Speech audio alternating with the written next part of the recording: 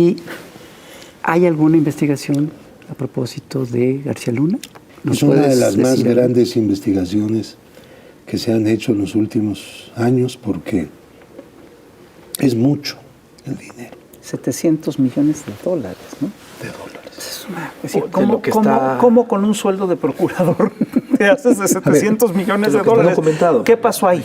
No quiere decir que este ciudadano que está en este momento sujeto a un proceso penal en Estados Unidos y también está sujeto a un procedimiento penal en México, tenga ese dinero, esa cantidad de dinero. El Estado corrupto no opera así. Yo repito mucho esto porque hay que aproximarnos a lo que es operativamente el Estado corrupto.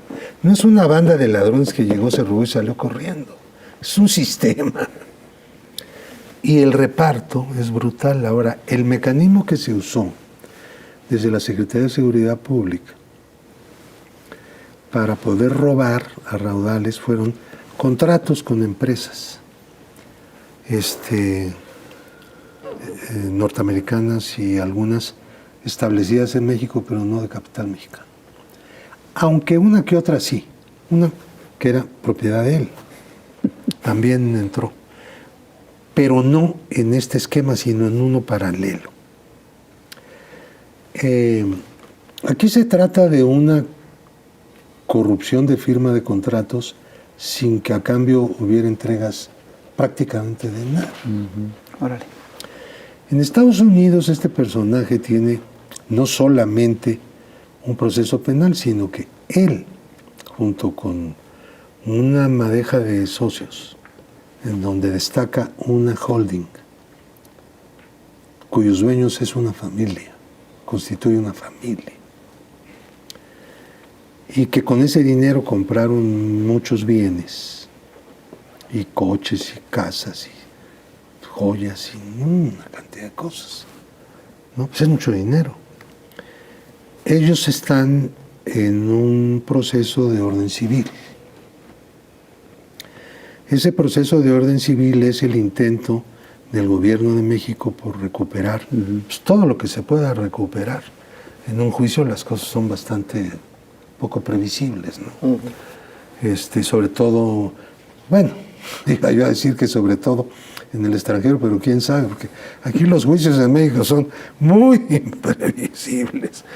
Francamente, no ven cómo andan ahí condonando penas y responsabilidades. Entonces, en este momento, como lo ha señalado el presidente, se está en un impasse ese juicio porque hubo un recurso en el que la defensa de los demandados está planteando que la corte que lleva el caso no tiene jurisdicción. Eso ya lo habían planteado antes, lo habían perdido, pero ahora están en una especie de apelación. Y en unos meses se va a resolver el asunto, ¿no? Hay una ley, esto no se lleva a cabo a nivel federal, de parte de territorio norteamericano. De parte nuestra sí, es el gobierno federal el que, pero el lugar donde se lleva a cabo el juicio es en Florida. Y la Corte de Florida considera que sí tiene jurisdicción, de acuerdo con una ley de Florida que se la da. Y es lo que está impugnado. Yo espero que se resuelva pronto y que ya se integre el jurado y que ya se lleve a cabo. Ahora, el personaje que está en Brooklyn no concurrió al juicio penal, al juicio civil de Florida. Se hizo el occiso.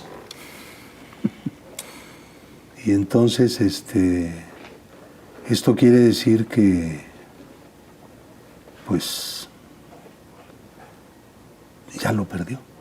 ¿Ah, sí? Si el juicio efectivamente se lleva a cabo, ya no puede ganar.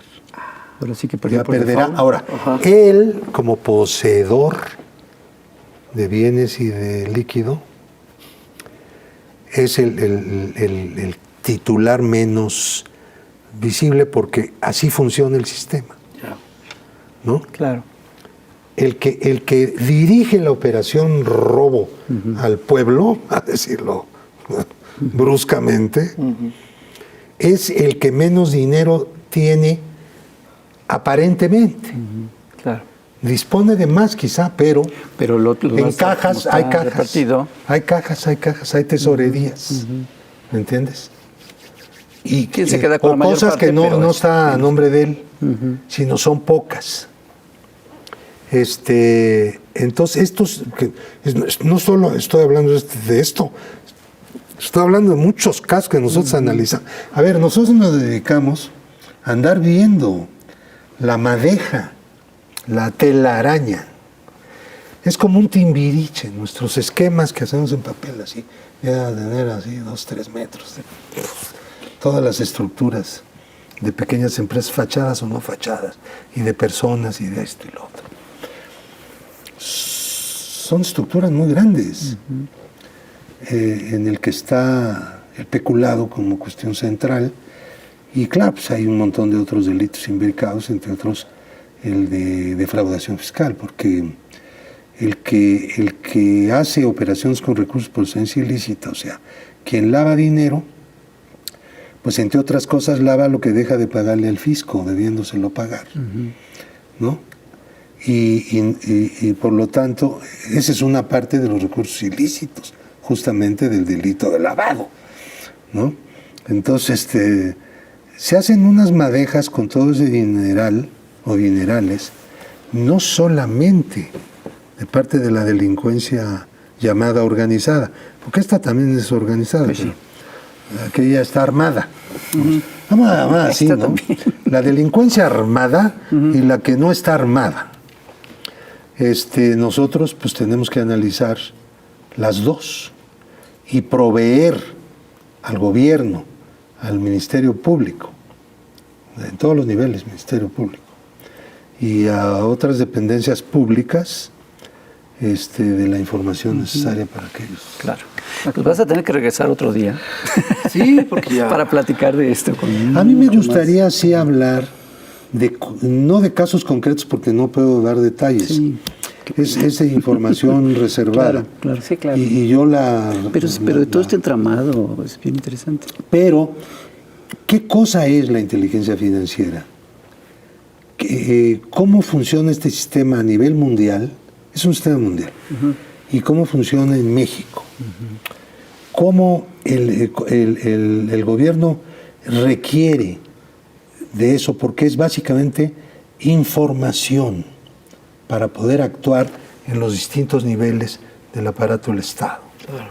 ¿Me entiendes? No es lo mismo que, por ejemplo, un investigador ande viendo por dónde a que el órgano de inteligencia financiera le diga, mira, aquí está esto, así. Y no es lo mismo como gobiernos anteriores. Te vas hasta llegar. No es lo mismo como se usaba esa información por gobiernos anteriores. Bueno, yo lo dije una vez ahí en una mañanera.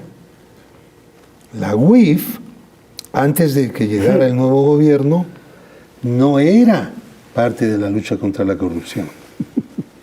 Era parte de la corrupción. Pues sí.